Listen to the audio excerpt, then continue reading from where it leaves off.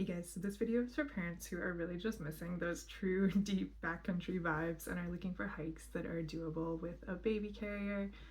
These are my top 5 go-tos that are easily accessible, relatively safe, and do give you that fully immersive wilderness feeling. So in no particular order, let's just get right into it. So first up, we have Jug Island, which is really the jewel of Belcarra Park and probably the most beautiful point on Indian Arm that you can access by foot or without a boat. So it's only about an hour each way, which is pretty much what I look for when carrying my baby, just because that's just about all they'll tolerate, and also you don't want to just bounce your baby from a car seat to a carrier all day long. You do want a beautiful destination to spread out a blanket and let them get some wiggles out, which this one definitely had. The trail itself is kind of just rough enough to be fun. If I were to rate it out of 5 just based on the footing alone, I would say probably about 2.5. And this one is pay parking during the summer months. I think it's currently $2.50 an hour, and the parking lot definitely gets very busy on weekends. So next up we have the High Knoll, which is the high point in Minnekhada Regional Park. This one is a little bit shorter. It starts off quite a bit flat. It's just once you cross the marsh, there is a little bit of elevation gain as you climb the knoll itself, and that's when it gets a little bit rooty. So let's say we'll rate this one about a 2 out of 5. And then once you get to the summit, there's beautiful views out over Pitt River, a lot of the lower mainland, some farmland.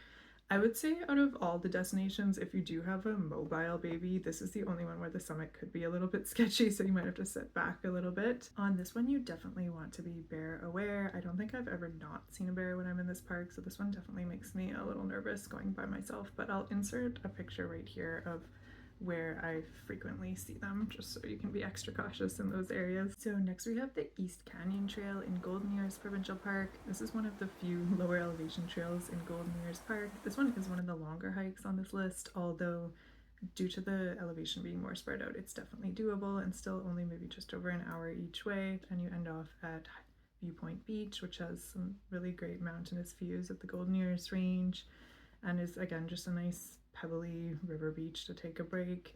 If you want to switch it up on the way back, you can also do the east-west connector loop, which does add a few kilometers, and you end up at a different parking lot, so you do have to walk back along the road. But this is just another really vast wilderness feel that is very doable with a baby carrier. I would probably rate this only about a 2 out of 5 on the difficulty scale. At some times of year there is some very minor water crossings, and this one does require a parking pass during the summer months, which can be booked 2 days ahead of time on the BC Parks website. And next up we have the beautiful Buntzen Lake. I've been hiking around this lake for the last decade, and I'm still constantly just finding beautiful little spots to relax along the shore, now with my son in tow. So even if you don't do the full 10-kilometer loop, there's still just so much to discover here. I would say a good place to start is just going up the east side of the lake to the North Beach and back, which is about 8 kilometers, but very doable because minimal elevation gain. 1 out of 5 on our scale, probably the easiest one on this list, fully shaded and very accessible, which is what makes it so special. And last up we have Mystery Lake on Mount Seymour, which allows you to drive right up into the sub-alpine and really give yourself those alpine feels I know you're probably missing so much as a new mom. I know I was. Don't let the short elevation of this hike fool you. This is probably the most rugged on the list. Let's give it like a 4.5 out of 5 on the scale we were talking about. There will be times where you have to use your hands, so if you have it, I would recommend a backpack carrier for this one. But overall, it's just a really great little warm, swimmable alpine lake nestled in the forest. That concludes my list of my top 5 favorite trails for wearing a baby or a toddler. I also just recently started a shorts series of trails for toddlers to walk themselves. If you have a newly walking toddler just trying to get their trail legs, you can check that out or subscribe to follow along. Now, for those who are new to baby wearing, maybe new moms, maybe even preparing to have a baby, I'm just going to do a super short segment on the different types of carriers, starting off with a fully fabric wrap. This is like your Baba wrap, your Moby wrap, your Beluga wrap. There's no structure at all to this. You just have to wrap it around yourself. I would say these are definitely great to have, but not really so much useful for outside. They say the weight limit's 30 pounds, but by the time my son was half of that, it was pretty much too uncomfortable.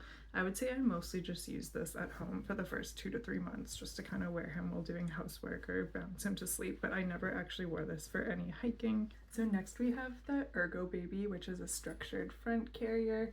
This is absolutely essential for anyone, not just people into hiking. I don't think a day really went by in the first 2 years of my son's life that I didn't use this for something.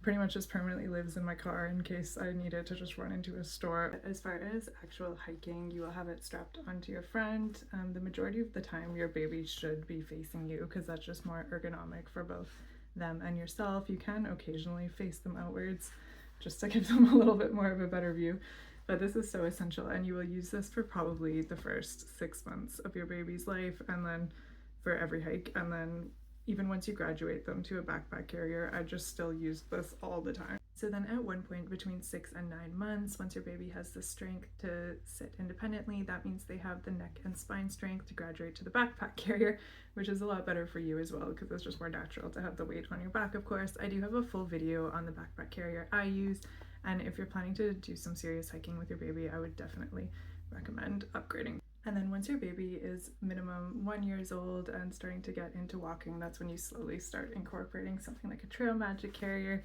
So then you can strap it even just onto a day pack and easily take them in and out of it as you give them small chances to walk the trail themselves. Overall, I hope you got some new ideas from this video. If you have anything that you'd like to share, put it in the comments, and let's just help each other get back out there where we really want to be with our kids by our sides and make some memories.